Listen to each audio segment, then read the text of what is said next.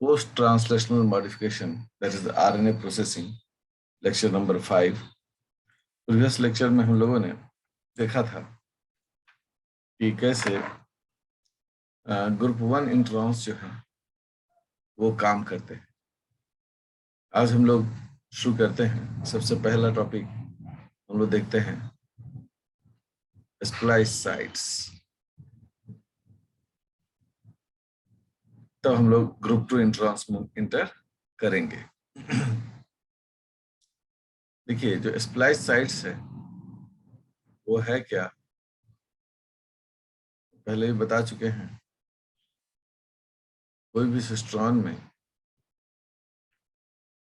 से मान लो कि ये इंट्रॉन है, ब्लैक वाला है वो क्या है, इंट्रॉन है, और ये एक्सॉन है।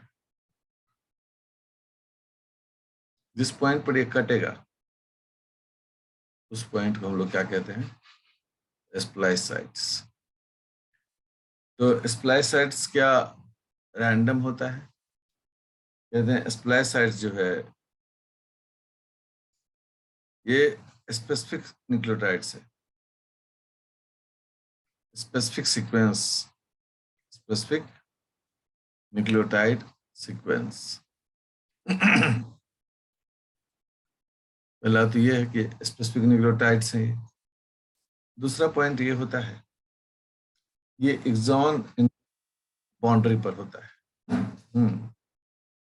Located at the boundary of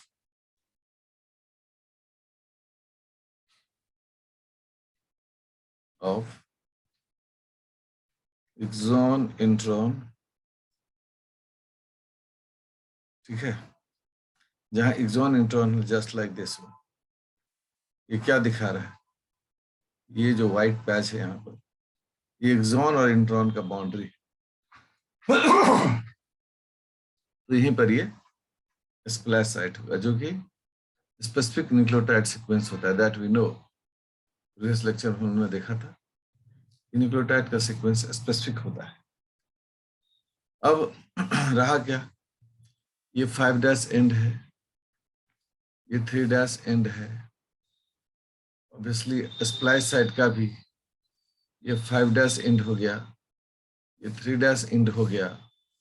इसको हम लोग क्या कहेंगे, इसको हम कहेंगे 5' स्प्लाइस साइट, और इसको कहेंगे 3' स्प्लाइस साइट।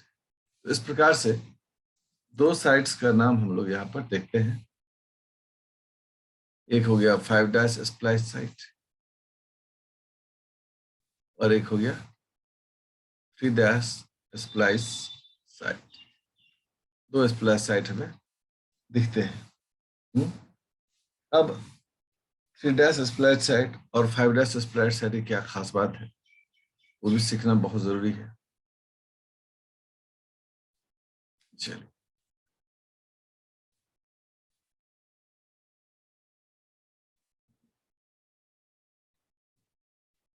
ये हमारा सिस्ट्रॉन है और ये उसमें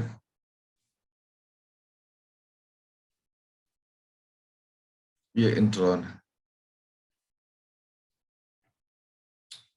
आई से इंडिकेट करते हैं और इसको ई से इंडिकेट करते हैं, E1 E2।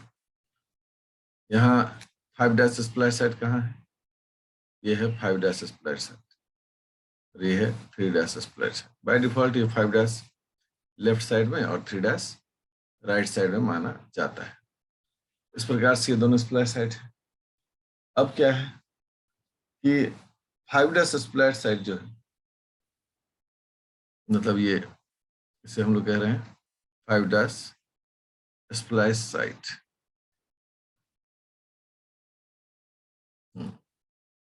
इसे हम लोग डोनर साइट भी कहते हैं। कैसे, अभी हम बताएंगे आगे इसमें।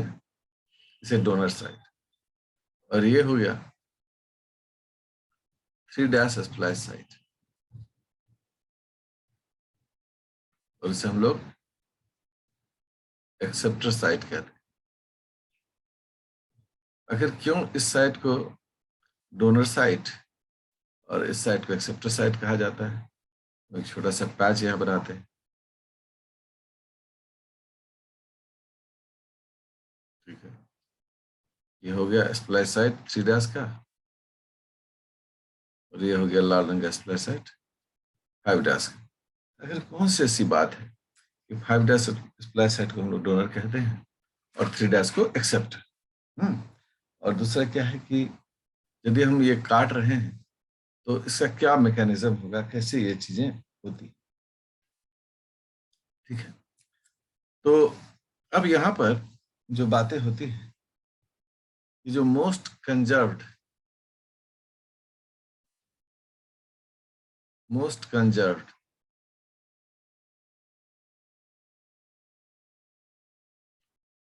सीक्वेंसेस जो है, सीक्वेंसेस देखिए सब लोग, मोस्ट कंजर्व्ड सीक्वेंस की जब बात करते हैं हम लोग, फिर से हमें ये डायग्राम बनाना पड़ेगा।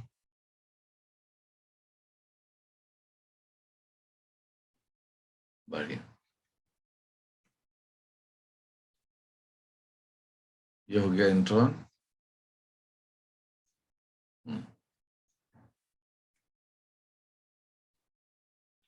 ये हो गया 5 डैश प्लस साइट, हम भी ओलंपिक की तरह कर दिए।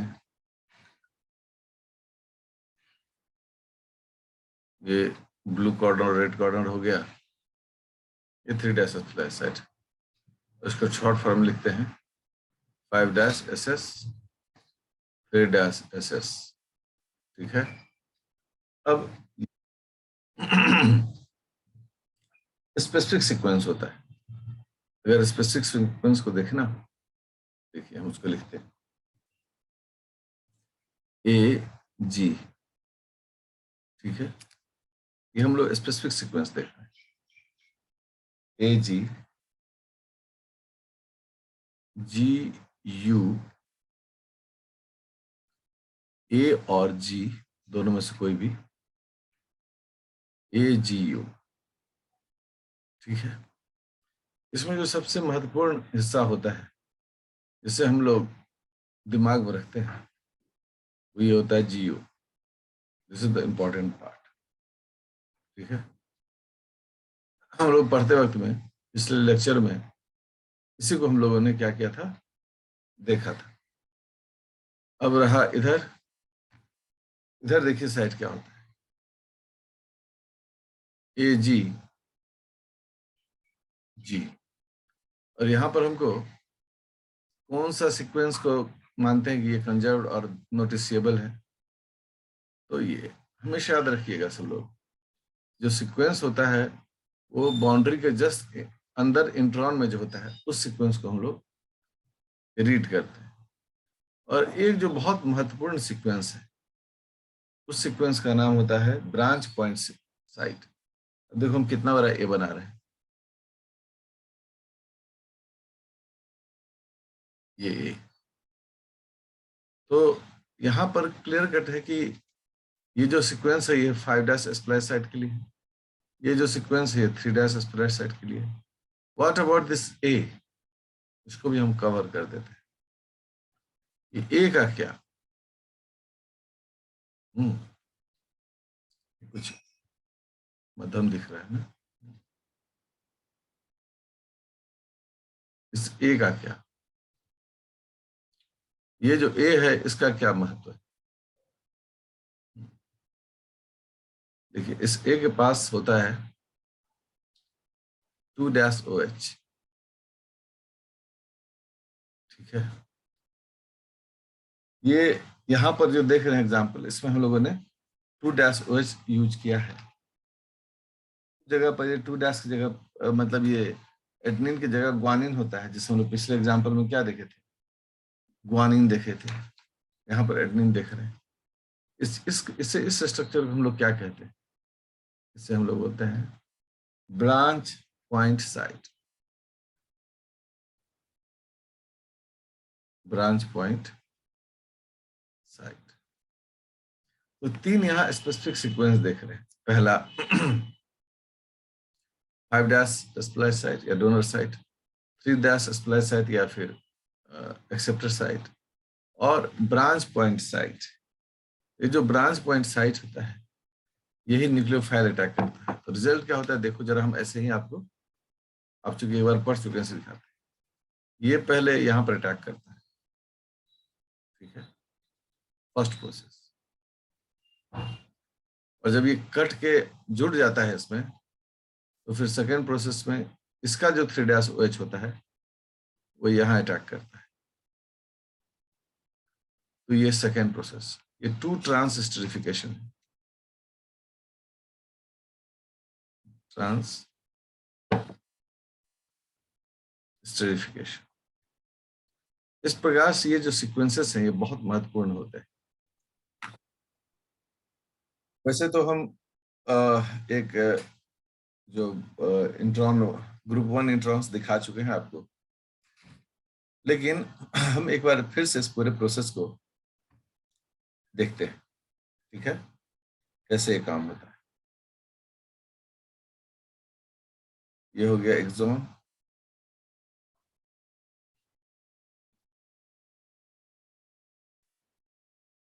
ये हो गया इंट्रॉन, ठीक है, और ये हो गया एक्सॉन, ठीक है। इसे हम लोग कह देते हैं एक्सॉन 1, एक्सॉन 2, और ये हो गया इंट्रॉन। अब जो सीक्वेंस है वो तो है ही यहाँ पर, तो हम लोग लिखते हैं AG GU,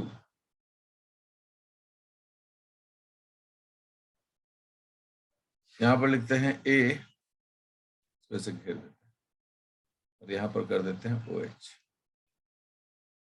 और यहाँ पर AG G, करेक्ट हो गया। अब देखिए पूरा प्रोसेस कैसे होता है। अब यहाँ से ये न्यूक्लियोफाइल अटैक किया, एकदम स्पेसिफिक पोजीशन पर करेगा। सर यहाँ क्यों नहीं कर लेगा, यहाँ क्यों नहीं कर लेगा? क्योंकि सब रिएक्शंस एनर्जी के आधार पर होता है, इसका स्पेसिफिक पॉइंट। जैसे ही यहाँ पर ये स्टेप पूरा किया, रिजल्ट क्या हो गया? रिजल्ट ये हो गया कि यहाँ पर कटिंग हो गया, पूरा का पूरा ये हिस्सा कट गया, और कट करने के बाद ये जो हिस्सा है ये आके इससे जुड़ता है। देखिए कैसे जुड़ता है, ठीक है, गौर करिए ऐसे लोग।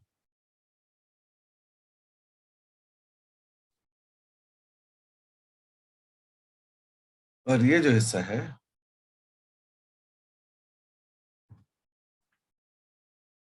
कलर भी यूज कर रहे थे, हमको यूज करना पड़ेगा कलर, ठीक है, और फिर ये हिस्सा,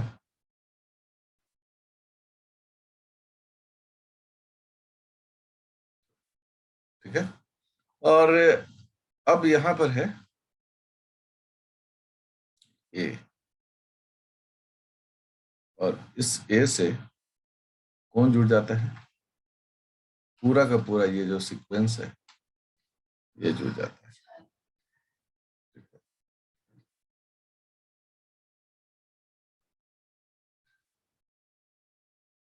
ठीक है। मैं कोशिश कर रहा हूँ इसको गोल कर पाना, मेरे लिए संभव नहीं है, इसलिए मैं कुछ कोशिश कर रहा हूँ कि ऐसे कम से कम एक लेरिएट बनाते हैं। और रिजल्ट क्या होता है? ये जो जी ये है ना, ये इधर से आकर जुड़ता है। और कैसे जुड़ता है? तो पहले जी होगा फिर यू होगा, तो फॉस्फेट हो गया, जी हो गया, फिर यहाँ पर यू हो गया, ऐसे सीक्वेंस हो गया। मतलब ये जी जो है वो जाके इससे जुड़ जाता है, ये जुड़ गया इससे, तो जी यू ऐसे उल्टा करके जुड़ गया। और यहाँ पर जो है अब क्या है, अब ए जी और ये हो गया 3' अब ये 3' है, यहाँ पर सीक्वेंस है। अब हम उतना लंबा नहीं लिखेंगे, हम सिंपल लिखते हैं। अब ये जो है, अभी तो यहाँ मतलब यहाँ तो दिख रहा है कि अरे ये तो अवरोध है, लेकिन ये दोनों इस तरह से अरेंज हो जाता है, इसके सामने ठीक सामने ये आ जाता है। अब जैसे यहाँ पर अटैक किया इसने, रिजल्ट क्या होगा, ये पूरा कट कर यहाँ से बाहर निकल जाएगा, और ये जो हिस्सा है, ये हिस्सा आकर यहाँ पर जुड़ जाएगा। देखिए, ये जो हिस्सा है यहाँ पर आकर जुड़ गया। इस प्रकार से ये जो पूरी प्रक्रिया है स्प्लाइसिंग की, वो कंडक्ट की जाती है। यहाँ पर आकर जुड़ गया, और अब एक्सॉन 1 और एक्सॉन 2 जो है वो आपस में आकर जुड़ गया।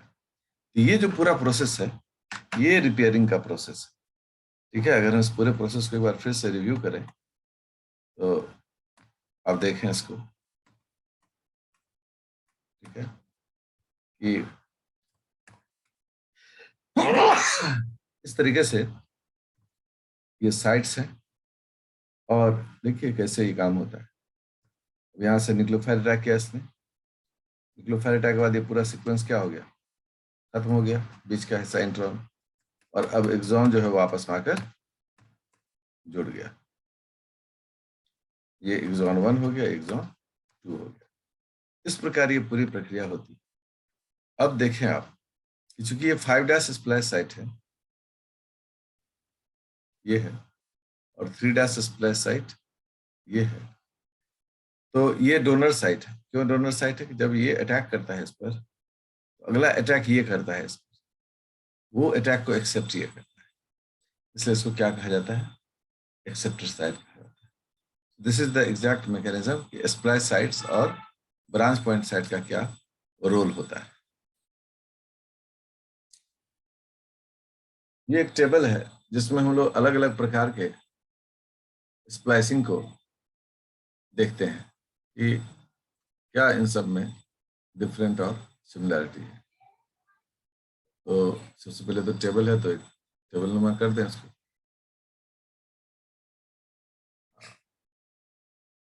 अभी ठीक है, पहला हो गया, एक ऐसा कर दें, 2 हो गया, और ये 2 थोड़ा बड़ा कर देते हैं, 3। ये हमें समझने में आसानी देगा। ठीक है, कोई अगर मन में सवाल होता है तो आसानी होगी हमें समझने में। आइए सबसे पहला देखते हैं, वो है क्लास, डिफरेंट स्प्लाइसिंग क्लासेस ऐसे।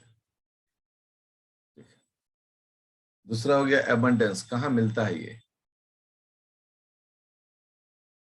हाँ। तीसरा हो गया मैकेनिज्म, क्या है इसका। और चौथा है कैटालाइटिक मोड, कैसा है इसका।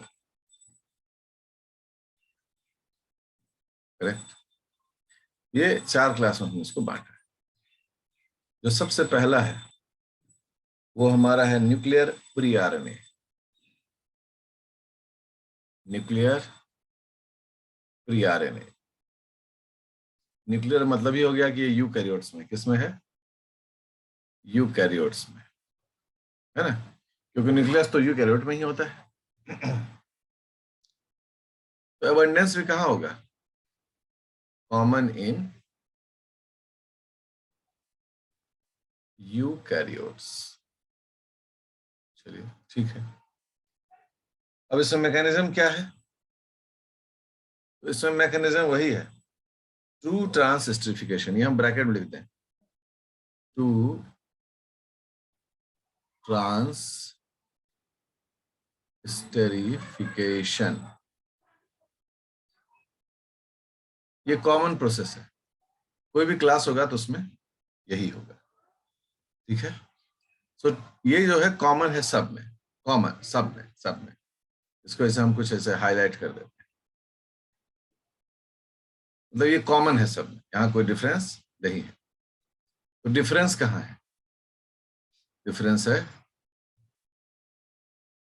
ब्रांच पॉइंट साइट का। ब्रांच पॉइंट साइट, इतना लंबा क्यों लिखना, जगह नहीं मिलेगा फिर, इसको हम साइट कर देते हैं, ब्रांच साइट। तो जो न्यूक्लियर प्री आरएनए होता है हम लोगों में, उसमें ब्रांच साइट जो है वो एडनिन होता है, 2-OH, करेक्ट। ये हो गया, उसको घेर देते हैं। अब जो है हम लोग सेकेंड देख रहे हैं। सेकेंड है ग्रुप 2 इंट्रॉन्स। ग्रुप 2 इंट्रॉन्स जो है ये बहुत कम मिलते हैं, रेयर है। अगर मिलते भी हैं तो प्रोकैरियोट में, कैरियोट्स में, माइटोकॉन्ड्रिया में, क्लोरोप्लास्ट में, ठीक है। 3 जगह पर इनका मिलना होता है। ये भी हूबहू यही है, मतलब 2 ट्रांसस्टरिफिकेशन तो है ही कॉमन। ब्रांच साइट इसका क्या है, 2-OH है, ठीक है। अब अंतिम को देखते हैं हम लोग, जो तीसरा है, थर्ड, उसे हम लोग बोल रहे हैं ग्रुप 1 इंट्रॉन्स, जिसको हम लोग प्रीवियस लेक्चर में पढ़ चुके हैं। ग्रुप 1 इंट्रॉन्स को अगर हम देखें तो ये इसका भी एग्जाम्पल यही है, रेयर है, क्लोरोप्लास्ट, प्रोकैरियोट, माइटोकॉन्ड्रिया मिलता है। ये भी नॉर्मल यही है, बस बाकी तो सब डू है, लेकिन ब्रांच पॉइंट साइट जो है, ब्रांच पॉइंट साइट जो है ये आपका G3-OH। अब इसमें G3-OH है। अब जो है यहां पर आता है कैटालिटिक मोड क्या है। कैटालिटिक मोड ये है, ये यूज करते हैं स्प्लाइसियोसोम, स्प्लाइसियोसोम, ये स्प्लाइसियोसोम को यूज करते हैं। और ये क्या यूज करते हैं, राइबोजाइम को, राइबोजाइम। और ये भी क्या यूज करते हैं, राइबोजाइम। तो अगर ये हम टेबल देखें तो 3 कैटेगरी में बांटा गया है। एक न्यूक्लियर प्रोसेसिंग करने वाला प्री आरएनए, दूसरा ग्रुप 2 इंट्रॉन्स, तीसरा ग्रुप 1 इंट्रॉन्स। जो न्यूक्लियर प्री आरएनए है तो न्यूक्लियस यूकैरियोट में मिलेगा, बाकी दोनों जो है रेयर है और क्लोरोप्लास्ट, प्रोकैरियोट एंड माइटोकॉन्ड्रिया में देखा जाता है। जो मैकेनिज्म है 2 ट्रांसस्टरिफिकेशन तीनों में। ब्रांच साइट की बात हो तो न्यूक्लियर में और ग्रुप 2 में 2-OH एडेनोसाइन न्यूक्लियोटाइड का है, जबकि ग्रुप 1 में ये 3-OH गुआनोसाइन का है। 3-OH, point to be noted, इसमें क्या है 2-OH, इसमें क्या है 3-OH।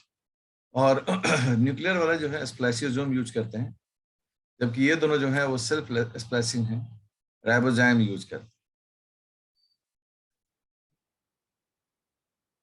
स्प्लाइसिंग कई प्रकार का होता है, अभी तो हम लोग पढ़ ही रहे हैं, ग्रुप 1 पढ़े हैं, लेकिन कुछ बेसिक वर्क चल रहा है।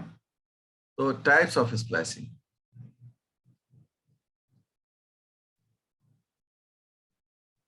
ठीक है। तो 2 यूनिक स्प्लाइसिंग को इसमें डाला गया। एक को बोला गया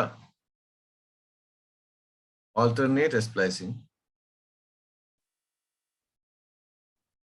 और दूसरे को बोला गया ट्रांस स्प्लाइसिंग। सबसे पहला जो पार्ट है वह है ऑल्टरनेट स्प्लाइसिंग।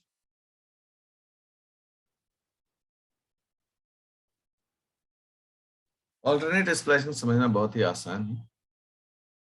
देखिए मैं एक बना रहा हूं और आप देखेंगे कैसे ऑल्टरनेट स्प्लाइसिंग होता है। ये एक mRNA बना, इस mRNA में कुछ इंट्रॉन्स और एक्सॉन्स हैं, ठीक है।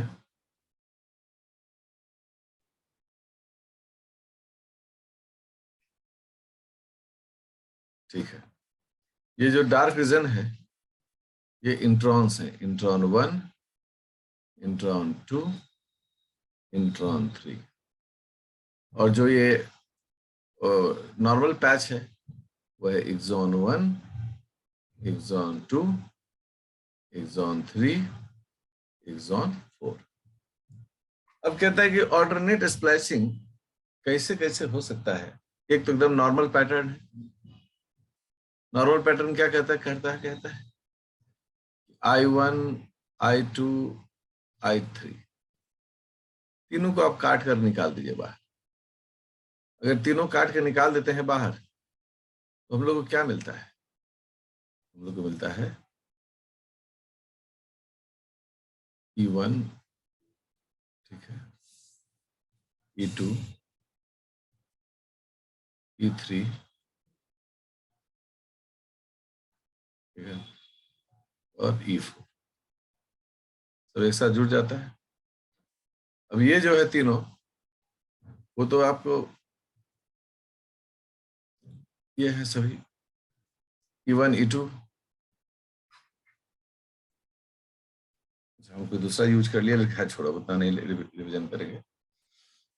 देखिए, ये हो गया E1, ये हो गया E2, ये हो गया E3, ये हो गया E4। जो नॉर्मल ट्रेन में हम लोग कहते हैं कि हाँ ऐसे होगा। लेकिन और भी इसमें ऑल्टरनेटिव क्या दिखने लगते हैं? दिखता है क्या कि जो 3 सेगमेंट है 1, 2, 3 सिर्फ वही जुड़ेगा, करेक्ट, बाकी सब हट जाएगा। मतलब I1, I2, I3, E4 ये सब निकल जाएगा। यदि सब निकल जाएगा तो क्या बचेगा? यदि सब निकल जाएगा तो 3 ही सेगमेंट बचेगा। और वो 3 सेगमेंट कौन कौन सा होगा? सेगमेंट कर देते हैं। वो 3 सेगमेंट हो गया एक्सॉन 1, एक्सॉन 2, एक्सॉन 3। इसका मतलब क्या हो गया? एक ही mRNA का से हम 2 तरह के जीन्स कॉम्बिनेशन डेवलप कर लिए। यही नहीं, इसमें ऐसा भी हो सकता है, ठीक है, इसमें ऐसा भी हो सकता है कि हम E2 और E4 को ही हटा दें। देखिएगा, intron 1, exon 2, intron 2, exon 3, intron 4, इन चारों को निकाल दिए। अब रिजल्ट क्या बचा? अब सिर्फ 2 ही इंट्रॉन है यहाँ पर। और वो दोनों इंट्रॉन कौन है? वो दोनों इंट्रॉन है इंट्रॉन 1 एंड इंट्रॉन 3। ये सभी क्या कर रहे हैं? इन सभी से क्या बन रहा है? ये सभी mRNA आइसोफॉर्म्स है। आइसोफॉर्म्स, mRNA आइसोफॉर्म्स है। ठीक है, नेक्स्ट क्लास में इसी चीज को डिस्कस करते हुए ट्रांस स्प्लाइसिंग पर भी आएंगे।